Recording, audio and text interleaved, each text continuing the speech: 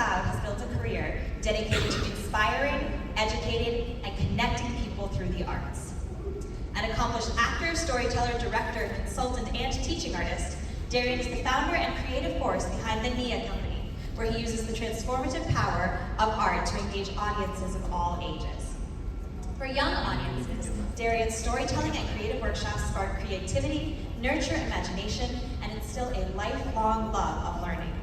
He believes education is the cornerstone of a better world, and his work with children reflects a deep commitment to helping them grow in meaningful and empowering ways. With adult audiences, Darion's performances and events are thought-provoking and fearless, often confronting difficult but necessary conversations about racism, sexism, and other forms of social injustice. His work challenges perspectives, fosters empathy, and encourages meaningful dialogue that transcends divisions. At the heart of Darion's work is the ability to connect. Whether on stage, in the classroom, or in the community, he creates spaces where people feel seen, heard, and inspired. He is passionate about the arts as a catalyst for change, believing in their power to shift hearts, expand minds, and help build a more just and compassionate world. Through his artistry and advocacy, Darion McCloud continues to use storytelling not only as entertainment, but as a force for empathy, understanding, and transformation. I've known Darion for several years now. I first met him as working as a young teacher in Richland 1. I've gotten the privilege to see him perform in many things and many different roles that have stuck with me for years and years and years. But I gotta say, my favorite role that Darion has ever played is the role of Zair's dad. We are so, I'm so fortunate to see a former student here as well. So Darion's daughter, Zair, is here with us. She's about to go to Howard to study theater next weekend. And so I'm so happy that she gets to see. That is, I'm sorry, that's me, I got caught up. That's me! That's me too! Not too long from the hospital right here, not too long from the hospital. All right, so I get to Johnson, and let me go back one. All right, so this little dude grows up a little bit, weighs 107 pounds, goes to Johnson. I'm playing football, I'm drawing, and I'm reading. I read everything. I'm not like it's candy. I can't stop myself. I'm just consuming it. I'm reading science fiction, non-fiction, anything, everything. I was that weird kid in class that couldn't wait to read Shakespeare and Chaucer out loud. Y'all know what I'm talking about? Because that was y'all, right? That's exactly right. I used to piss my homeboys off, right? Because they would struggle with the language. I'd be Loved it, right? So I'm reading, and of course, I love art, I love visual art. I'm not painting, I'm drawing, because painting is beyond me. That's canvas, that's brushes, that's painting. I can afford those. I can afford pencils, paint. Of course, I'm reading and I'm drawing, so of course, I'm reading comic books like it's crazy.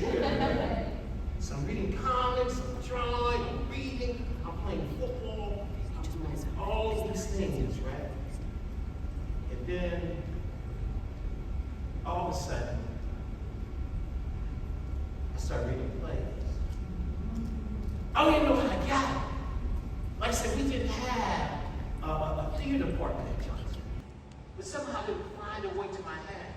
And there's no impetus to read them because I don't have to report them in school. I don't have to perform them. I just started reading plays. And I love them. I think my introduction may have been my formal introduction may have been in class, like I said, reading Shakespeare and Chaucer and classics. I'm just anything. And then somehow you're finding a way to my hands. And I'm reading them like crazy. And I'm making them up in my own head even. And I don't even realize. But I'm not making theater. Not yet. So, football leads to an opportunity to further my education at a small HBCU in South Georgia, where I'm going to major in visual arts. My report to campus, I found out that this school has 2 art classes, Art Appreciation 1 and Art Appreciation 2. I lasted 1 year.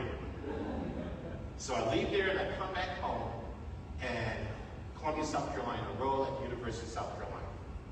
All right? And football is still a big part of my life. It's still a big part of my life now.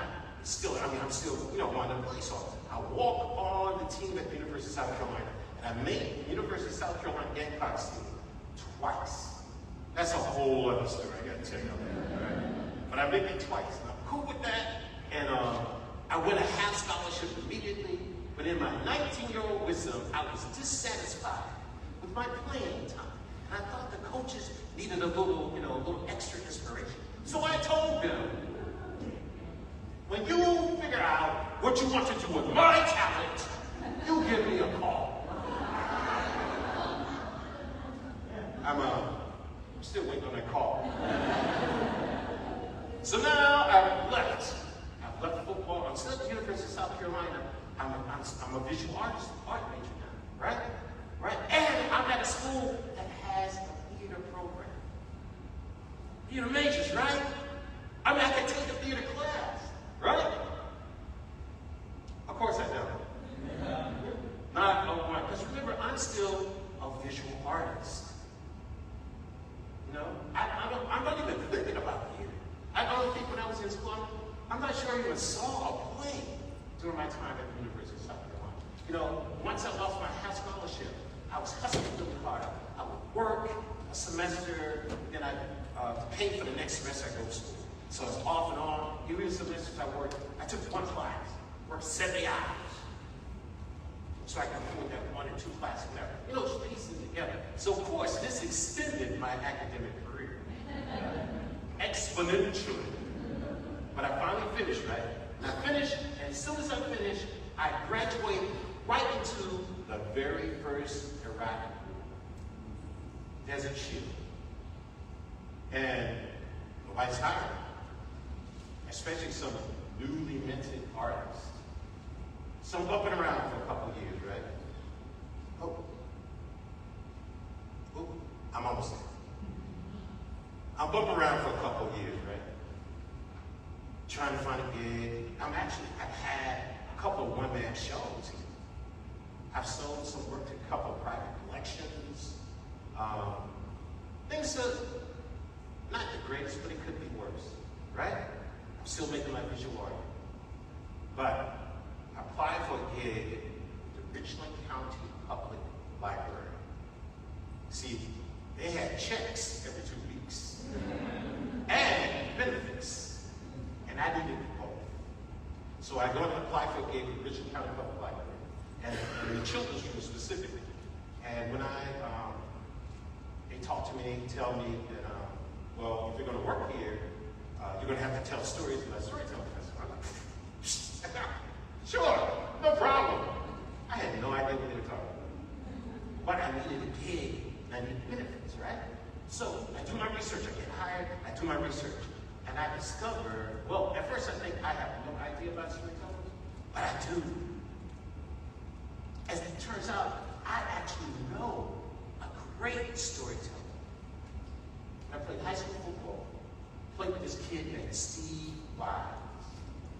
Steve was one of the greatest storytellers still to this day I have ever had the pleasure of sharing time with. Steve would gather us up, like on long away trips. We were riding back on the bus after we won, of course.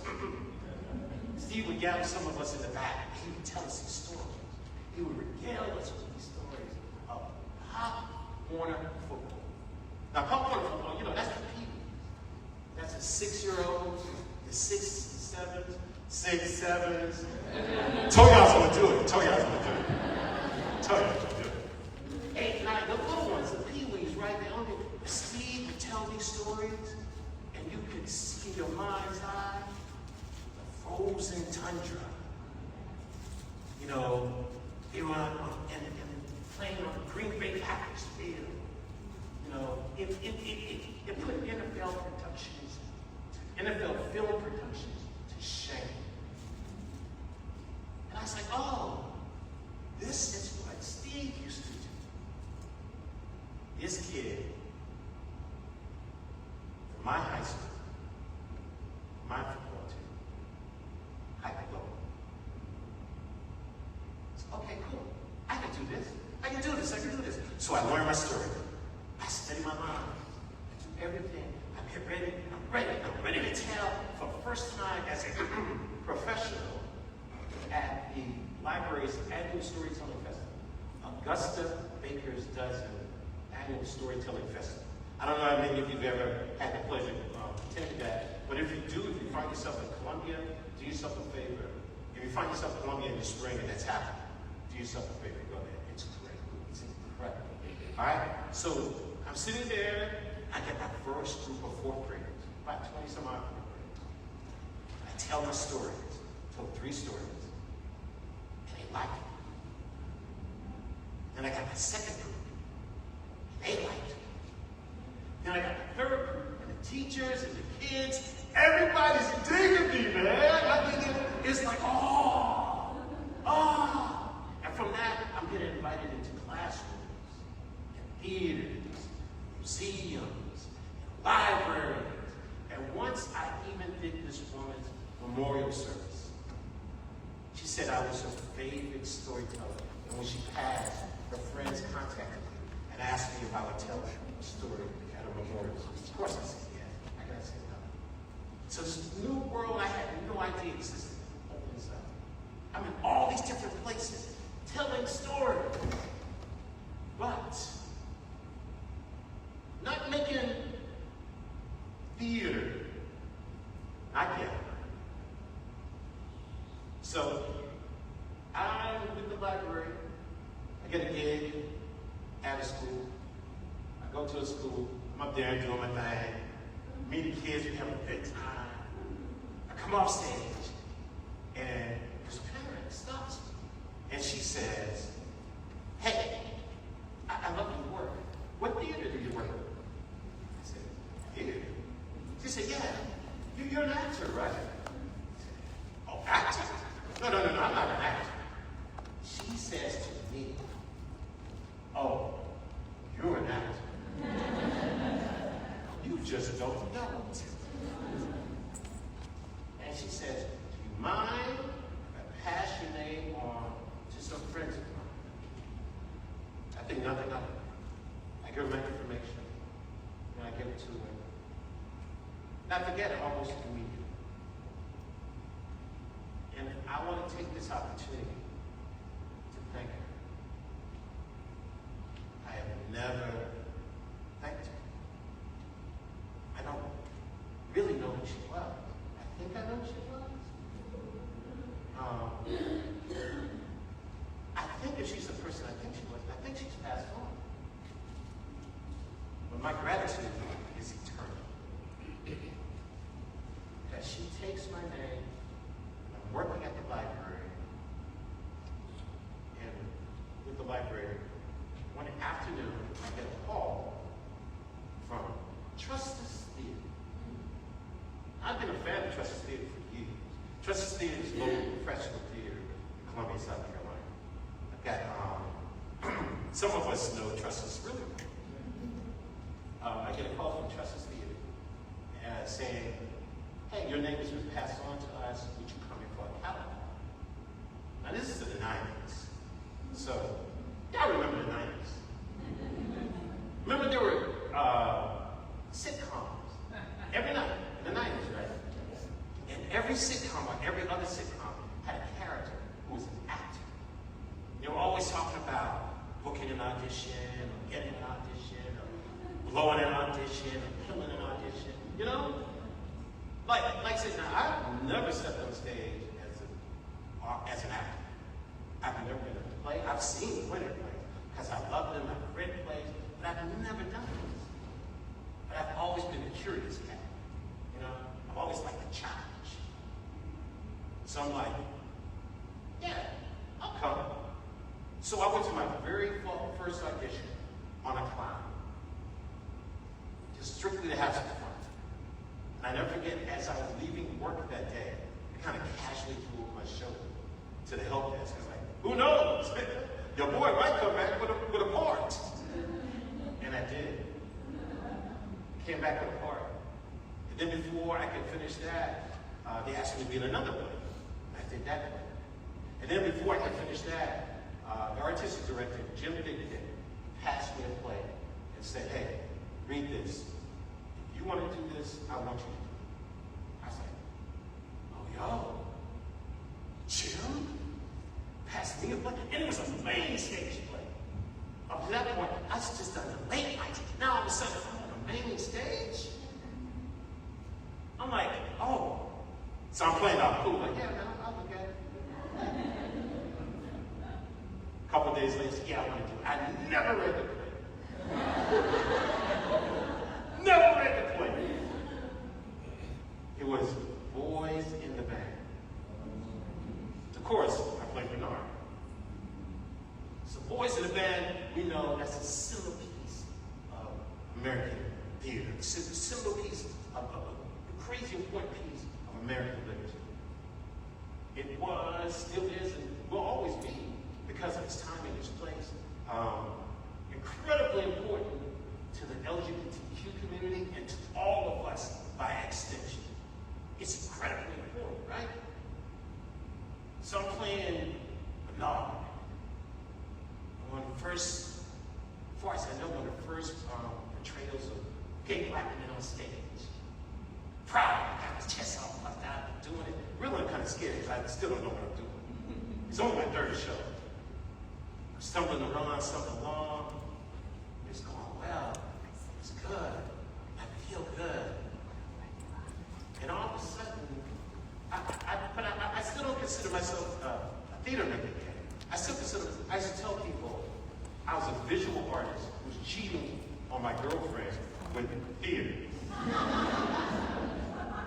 So I'm still doing this, and I do Bernard, and during the run of the show, and after the show, for about 2 years, literally, I'm doing Bernard, and I'm like, say, Bernard's great, but I'm not gay. But everybody else thinks I am. I'm sitting at the ATM, I'm at the club, I'm at schools, and brothers are hollering, you hear me? You're like that, that's I'm like, yeah. Oh, you saw Boys in the Band? Yeah, I'm straight. Oh, yeah, I do that. I mean, I think it's silly. How many, I missed a great opportunity, should have been. I mean, the dude's just hollering, right? And I'm like, yo, I must be pretty good. That's a funny story, it's a fun story, it's a true story, but it also, it flipped a switch for me. Like I said, people were believing me. Now, I don't know if I'm not thinking of myself as a theater maker, but I am making theater. And shortly after that,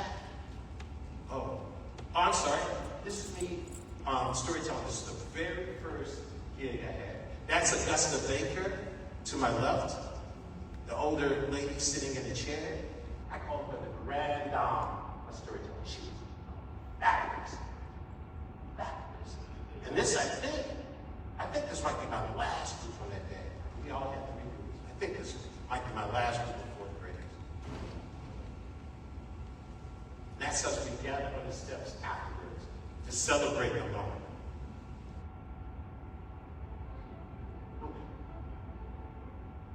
Sorry. Yeah. That's me in the classroom.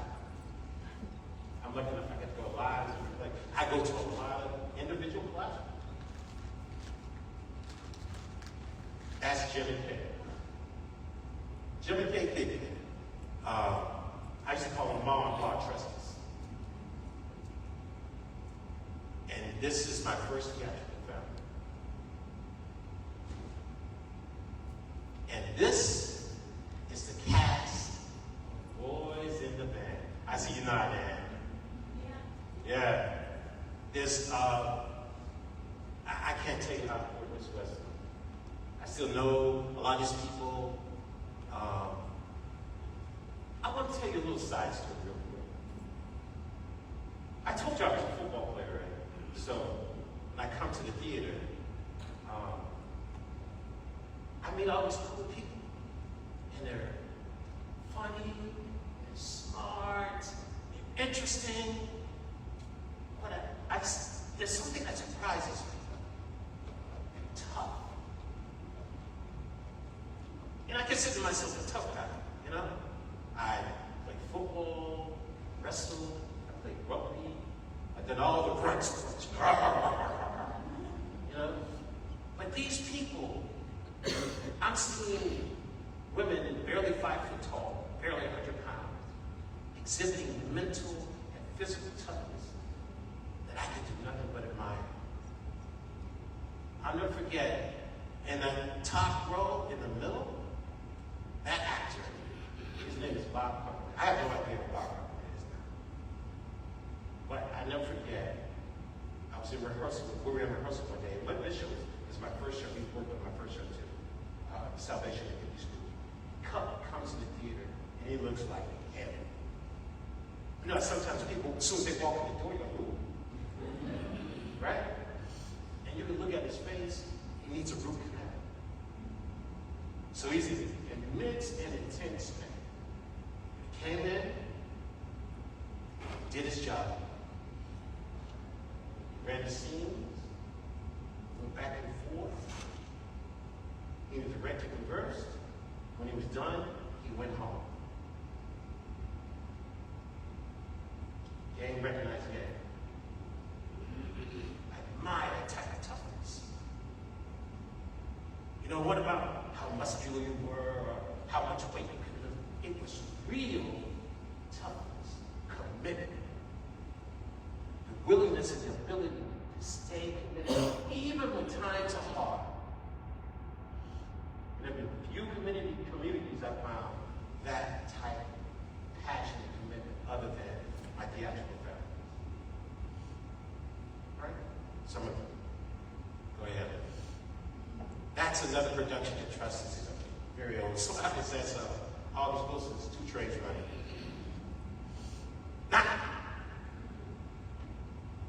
So I finished Boys in the Band at Trust. Shortly after that, that's in the spring. I start at Trustees the winter of 97, December of 97.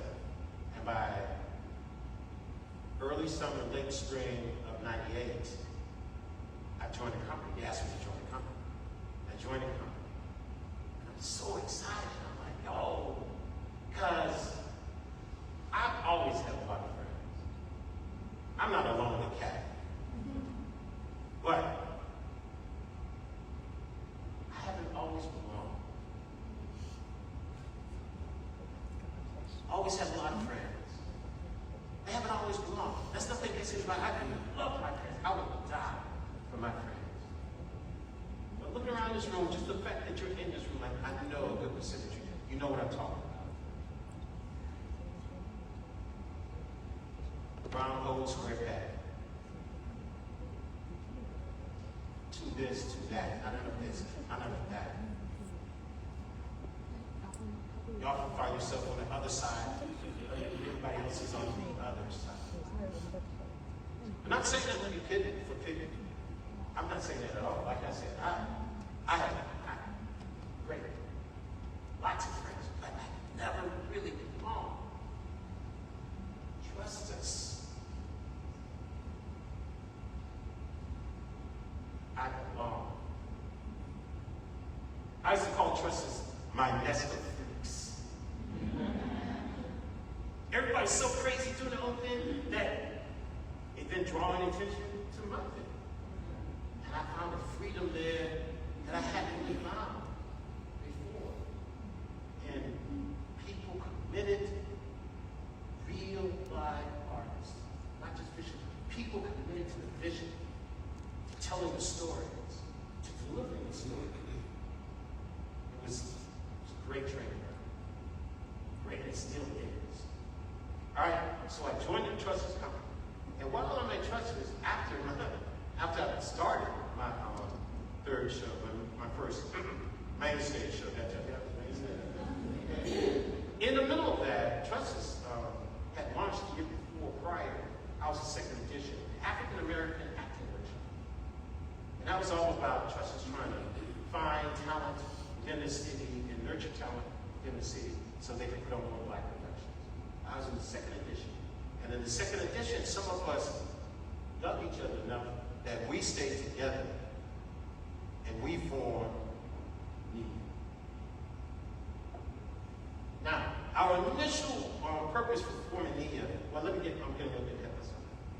NIA is a key Swahili word. Swahili is a language developed in Africa amongst many different tribes. In Africa, we like to think now, we think about the borders that are drawn and things like that. But the reality in Africa, land is more defined by people, by the tribes that live there. So it would not be that uncommon if this gathering in this room, all these different people, if 20, 30, maybe 40 different tongues were represented in this room. Igbo, Mandinka, Yoruba, all these different tongues. So the Africans developed a unified common tongue, like English is in a lot of parts of the world. For Africans, it was Swahili. And Nia is a Swahili word for purpose. So we use Nia. For us, it's capital N, small I, capital A, just because we want to be funky like that. But purpose, to do purpose, to have purpose, to live purposely, to do a purpose, any positive spin you can put on Nia, that's what we do. And we thought theater is also a unifying language. So we are formally the Nia Theater Company, informally Nia Company or Nia. So we formed Nia. And like I said, we come together at first to address race. We're all Black. But we decide we don't want to sit around and wait for the call or the groovy Black chick, or we need a Black dude or whatever. We don't want to do that. We want to determine our own destiny. So we form our own company, and we did what Black people always do. We made our own. We made our own, and by focusing on race in that way, we eliminated race. Now, everything from every canon, well, almost everything, there's always an exception. We can do any type of theater we want. We're free. And by being free from race, we can be free from sex, class, all these different isms and different things that put us in these boxes. All of a sudden, we didn't care about it. Now, we're not the only theater doing that, but we're the only theater doing it out of we're eradicating, just getting rid of all these boundaries and finding new things. Sometimes, one of the simple things we discover is sometimes just the teller of the story informs the story. Just the teller of the story changes the story. So all of a sudden, we like to say we would tell them stories that no one else would tell for people that nobody else wanted to tell to. We were expressing the human soul, the Black voice.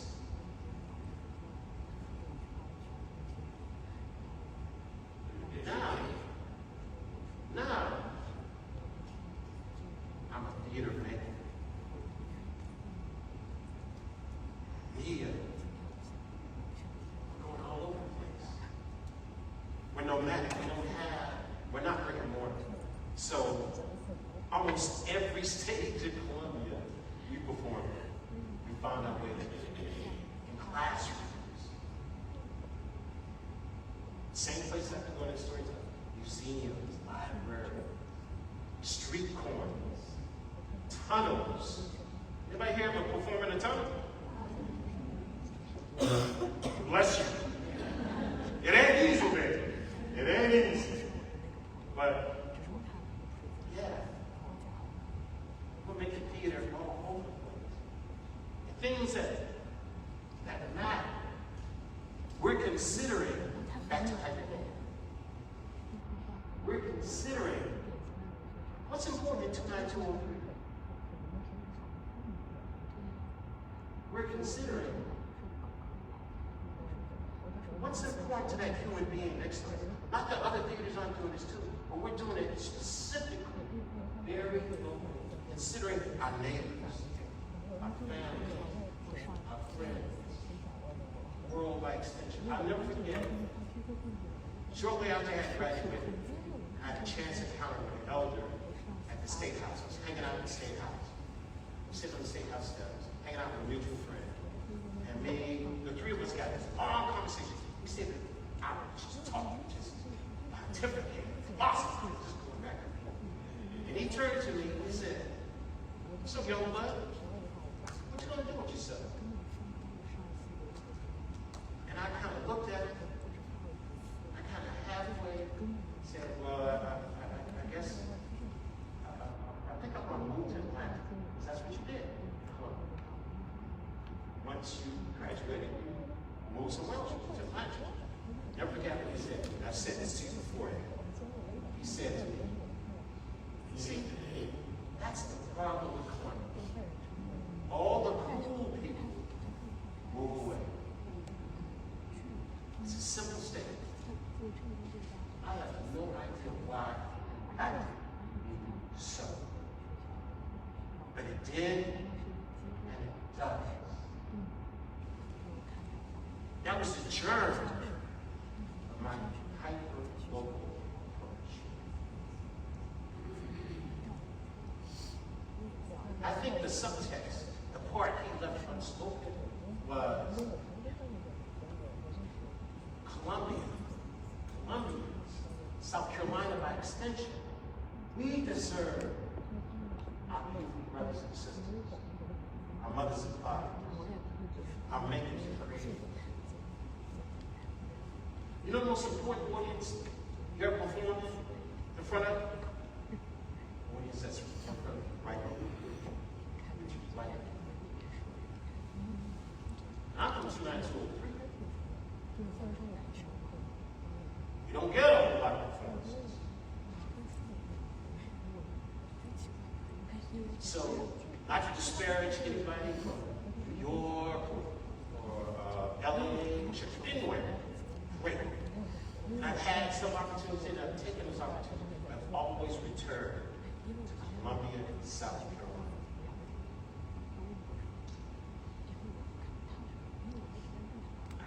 Hyperlocal. You understand the passion we do whatever we do. When I first started doing it, when I first did it, all my homeboys, they were looking at me kind of crazy. What are you doing? Now we're all old cats. They get it.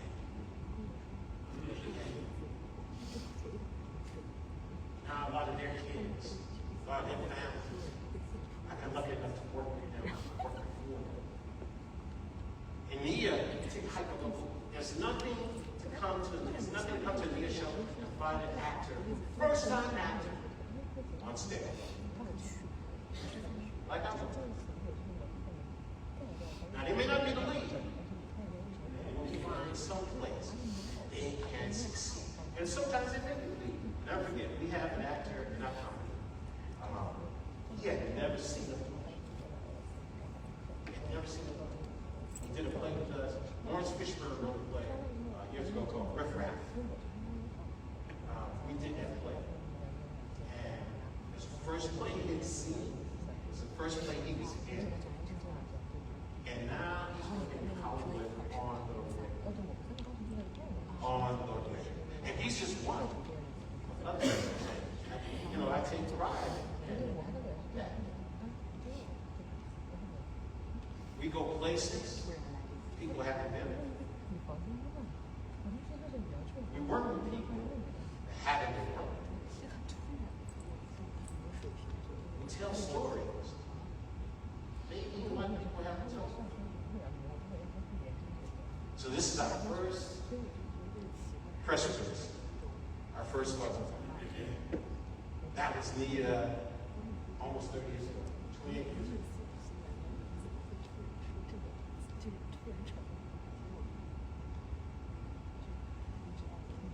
We went, there was now it's a booming art venue, but at the time that we took this picture, it was literally a burnt out It was the old rec area for the Milltown. And it was burnt out. It was 701. It was burnt out and scary. It's so scary. She's not in this picture. We had a lady in the company named McCloud. And it was nothing to be rehearsing and see a rat just skitter off. So every time McCloud would come to rehearsal, I'd have to wait outside, grab her hand, and we'd walk in rehearsal.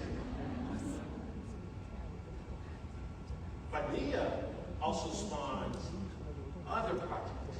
We started figuring out different ways, other ways to reach out. There's nothing wrong with it. Nia, we'll figure other ways. Okay? So I talked about 29203. We're notorious, right? If it's the worst, we're kind of the first. Or at least that's what they tell us, right? So one of the things that 29203 is also illiteracy. So this is a group spun out of Nia called Story Squad. And what Story Squad was a collection of different archetypes from fiction put together to a funky beat and based on children's literature. I'm trying to remember our tagline. Our tagline was, if Mr. Rogers and Reading Rainbow had a baby, and that baby was raised on Marvel Comics, that's Story Squad. So we had Mother Nature, Sprite, we had 2 robot drummers, Mr. 1 and Mr. 2. We had Guitar Warrior, and we had Superhero. And we would go places. And the whole idea is to make read stories, songs, books, fun. Oh, we had so much fun. We had so much fun.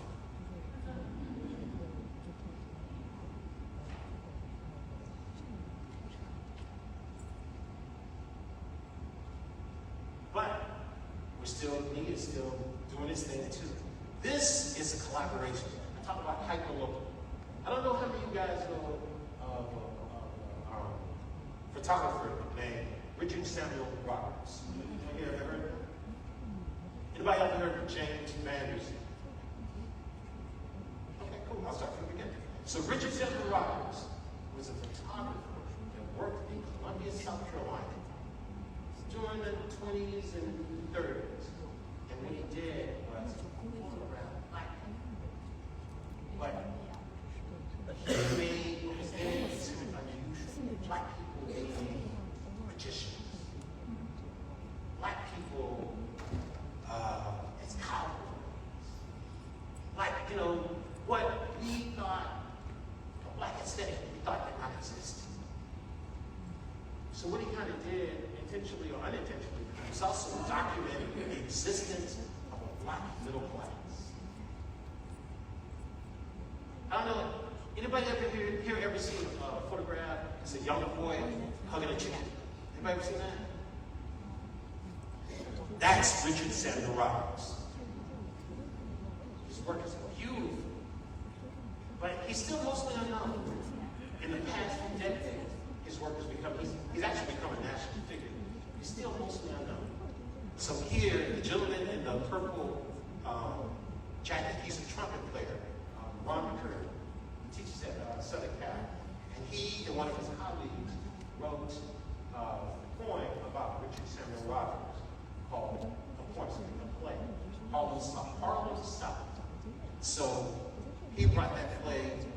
Nia and University of South Carolina supplied local musicians. Curdy came with some of his music.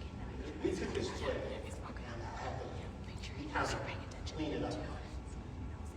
And we made a production called Harlem South. And it was fabulous. We celebrated Columbia, Roberts, Black Society, all these things. And it did something unintentionally that I had overlooked to this point my entire career. So Roberts was making photographs in the 20s and 30s. So Most of the people you photograph are passed on, but their children still alive.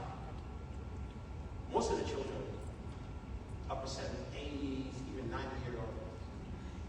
And this place, and I tell you, when I would stand on stage and look out and see all those beautiful old faces, all those beautiful faces that, to be totally honest, I don't know if you guys think about it. As a maker, I've never really considered them as a separate community. I made things I thought for everybody. And we were very specific in this office. And I cannot tell you, 80-year-olds moved to tears as they were seen. Right in our neighborhood, there's a very famous black neighborhood in Columbia, Waverly. A lot of these stories took place in Waverly. Well, they didn't take place, we put them in place. They were seen. These people who had, a lot of them had not been seen like that in that way their entire life. Hyper local. Hyper local. It's never seen way. But I talk about being hyper local. We like to get down to, all right? So, we did talk about underdog, and talk about underdog was still a scary show. So, we're trying to do a little bit of everything. We're doing really adventurous adult things. We're doing still challenging children. We're trying to do a lot. Nobody can do everything. We're trying to do a lot. And also at the same time, trying to feed our own artistic hungers, our artistic passions. This is the Glass Menagerie. So we did an African-American production of the Glass Menagerie. This was a partnership, actually, between Nia and Trust, co-production. So this was interesting. So at that time, there were 3 major critics, theater critics. There were more, but 3 major theater critics in town that served different publications. One said, it's the greatest thing we've ever seen. It's a revelation. One said, it was the worst thing he'd ever seen. I mean, he wrote a review, this is no verbal. It was so racist. On site. If I had seen him after I read that review, and not that people can't say bad things. Like I tell people all the time, good review, you gotta do the show. Bad review, you gotta do the show. And I'm not here for anybody's racism. Me, my company, you can disagree, but to put it in a public forum and to think that there's going to be no retort, well, you got the wrong one, man. You got the wrong one. I was born in 1963, 2 years before the Civil Rights Act. Deep South, Columbia, South Carolina. Excuse my French, I don't know that shit. Everything smoothed out. It worked out. So we had the one reviewer that said it was the greatest thing ever. We had the second reviewer said it was the worst thing ever. Then we had another reviewer going, it's another good production of Glass Menagerie. What's the noise about? So quiet. Which is kind of the space that they occupy. Either black enough and too black, or young enough and too old, whatever. You know, it's theater. It's art. It's art.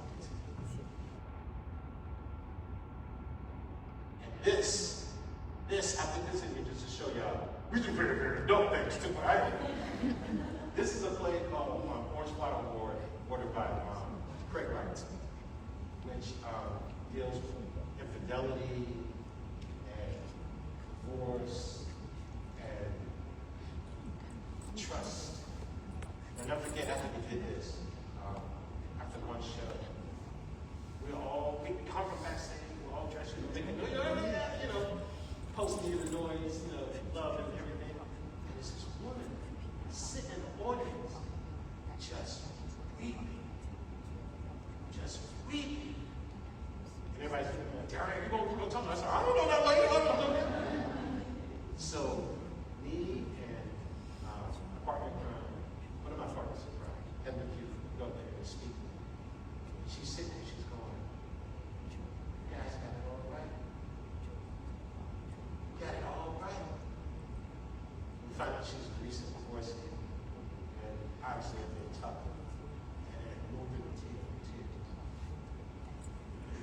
was so important. That woman was from one of our neighborhoods. I think she lived in Rosewood, one of our neighborhoods. And we got a chance to tell her that story. Hiking over. And we have some fun too. This is Puss in Boots, and I must say, I have never, ever, before or since, one of the more fabulous pair of boots. This is something, once again, trying to get in places. This is something we created called One Nation Under the Bar. Some of you may recognize that One Nation. George Clinton's Parliament Funkadelic. That's come up. They made a song, One Nation Under the Roof. And so we took, this was a combination of black culture and Shakespeare. It was a mashup. And we would take it to junior high schools. We actually did it at university. Really successful. We did things like, this was back before Kanye totally lost his mind. But remember Kanye used to say he was the black Shakespeare? He didn't say he was the black Shakespeare, excuse me. He said he was the modern Shakespeare. So part of the show was we had a rap battle between Paperbag Kanye and Paperbag Shakespeare. Oh man, we had so much fun with this. It was a suitcase show. I know you can see on the table back there, all the props and costuming and everything. See how they come back. It was fun. This is one of our, when I say recent, it's not recent. It's like 3 years ago. We did Antoinette, Rwanda, Passover. I don't know how many of you guys have read that. Spike Lee, we produced it. Did he do it? Spike Lee did do it. Thank you. Spike Lee directed the film production of it. We did it with a little twist. In the play is Two Young Men. When we read the play, we thought, unfortunately, the language that the men were using and situations that we're talking about universal. So this is Mario Haynes, the young man. I'm the old man. Because we thought, I was telling you, like, the same stuff I've been doing all my life. So we cast an older man, a younger man. They really did, like I said, sometimes the teller, just who is telling the story, informs the story. And this is us. This is something that we did during the pandemic. One Columbia reached out and sponsored us, and we made a short film. We used Diane Johnson's Black Magic children's book, and that sounded quite amazing. So he and I did this little bit of production of the scenes, and I read the book. It's wow. So that's something we did with ETV. But it's a historical piece about how after the Civil War, actually in Horry County, black people actually got recruited and renewed. But only for like, I think like 2 to 3 months. It's a very short period. Before the Federals came and took it back because they made backroom deals with the Confederate, who was left the Confederacy. It's a really compelling story. It's a really compelling story. It is a forgotten piece of history. But I mentioned the pandemic, and this is something I'm really proud of. I don't know how many of you guys have come to my session around, but the Magic Purpose Circle with Mr. Darion was born out of the pandemic. And what the Magic Purpose Circle is remember during the pandemic we were all on lockdown. So all of a sudden, all these parents found themselves at home with their kids. Yeah. You get it. You see where I'm going. They couldn't go to work. The kids couldn't go to school. They were traveling kids. They're like, man, I don't know what I'm doing with these kids. Blah, blah, blah, blah, blah, blah, blah. So I had a lot of friends. So it's like, I just came up with an idea. It's like, well, I started doing these basically story time online. And I did one and I shared it with my friends and I was like, would y'all like, is this helpful? And they went, yeah. I said, well, should I make more? They went, yeah. So I started making more. Then I came up with the name, the Magic Purple Circle. The Magic Purple Circle harkens back to my time in Richland County Public Library, because the storytime is had the big circle. I used to call it the Magic Purple Circle, so it's all hyper-local. It's all hyper-local. I'm sharing it with my friends. And then all of a sudden, people from Tennessee are like, hey, we really dig this. Can you share this? People from Chicago, hey, I really dig this. So all of a sudden, Magic Purple Circle that was built to address my friends and family hyper-locally, all of a sudden is finding a voice outside of our community. And that's recently in Columbia, Finley Park, which is the jewel of the crown in Columbia. The park reopened, and the Magic Purple Circle was the first thing to reopen the park. It was a big deal.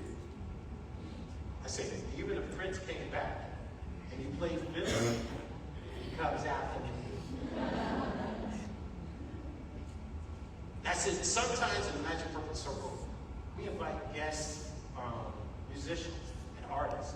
It's held inside of an art gallery. My lovely wife, McCloud, Mike Brown Contemporary Art, she hosts us once a month, first Saturday of every month, which is today. So I'm visiting the Magic Purple Circle to be with y'all. Just let me know that. This is a cool gig. We were at disabled community. This is another community that we're starting to find connections with. Differently able.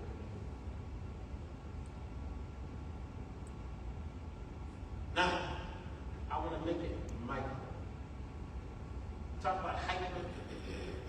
Hyper-local to me is service.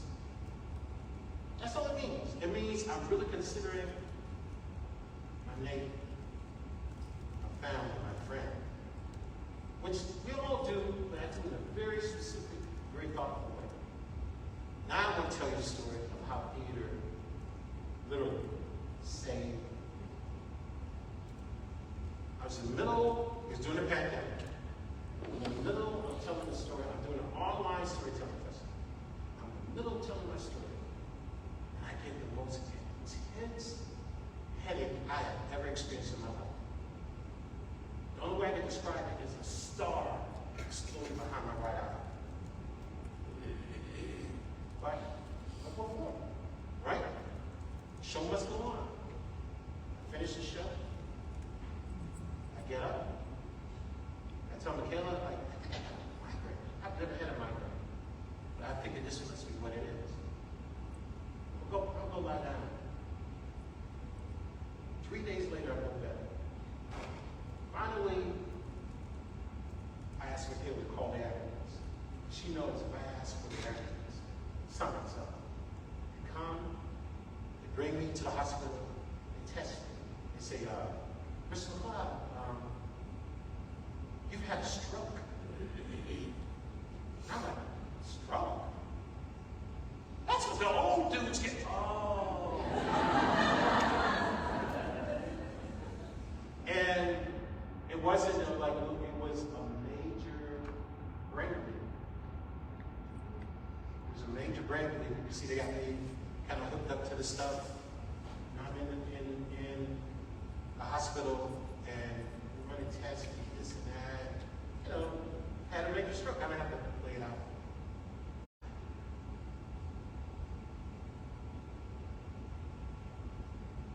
You know how you're always learning lines. Well, like I tell people all the time, an empty stage and someone else's shoes, someone else's life. You're always trying to live that life and express it through your work.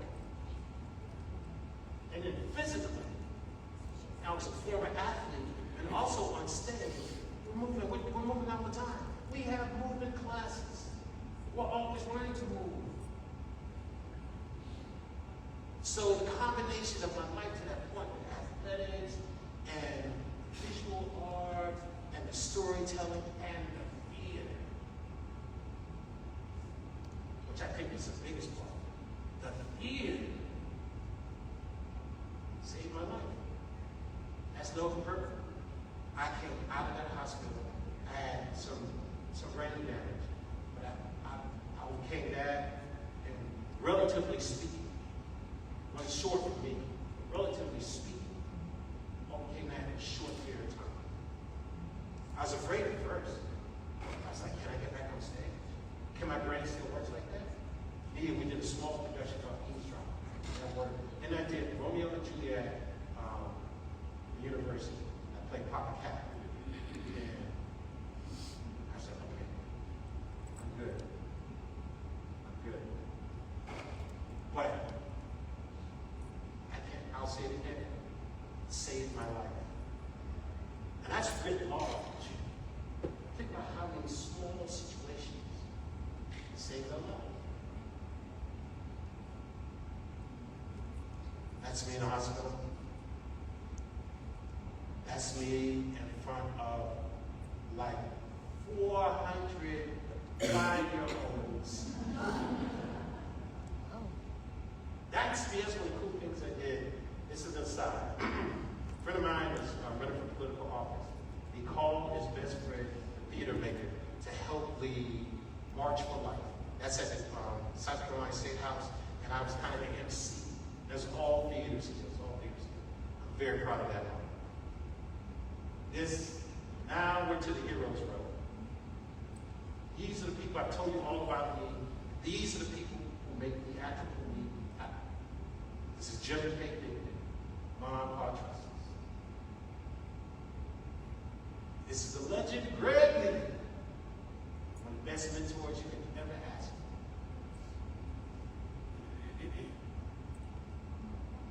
This is Thorne Compton. He and Bougie, a jockey for that #1 position. He was the chair. Let me go back. Actor. Bougie was an actor, director, accomplished artist. He taught at governor's school, and just an incredible human being. Thorne was a theater chair at the University of South Carolina, which I never did theater at. But another incredible mentor, incredible human being. Everyone you've seen up to this point is gone. I miss him. I miss him so much. I can't tell you how many times the killer test. Oh man, I wish Bougie was here. Oh man, I'm going to do everything like this. Oh man, Timmy King all the time. All the time. That's Paul Cole, lurking in the back. Another accomplished artist. That's me and Katie Fox and Debbie Shadow dancing in the rain. Because why not? Because that's what theater makes me feel like. Like dancing in the rain. All the sweat and all the hard times, you know. Like the kid was always laughing. Because in the beginning, I was like, oh man, this is pretty cool. We're going to be so good. Then in the middle, I hate all these people. This playwright is stupid. Why did I pick this play? Then the end, dancing in the rain.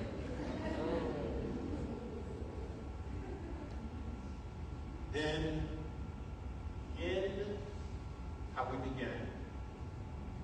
With my own hyperlocal, my own most important thing in my life. She's going to kill me if we say this. My silly bird, my wife, okay. Next, sing it. Thank you.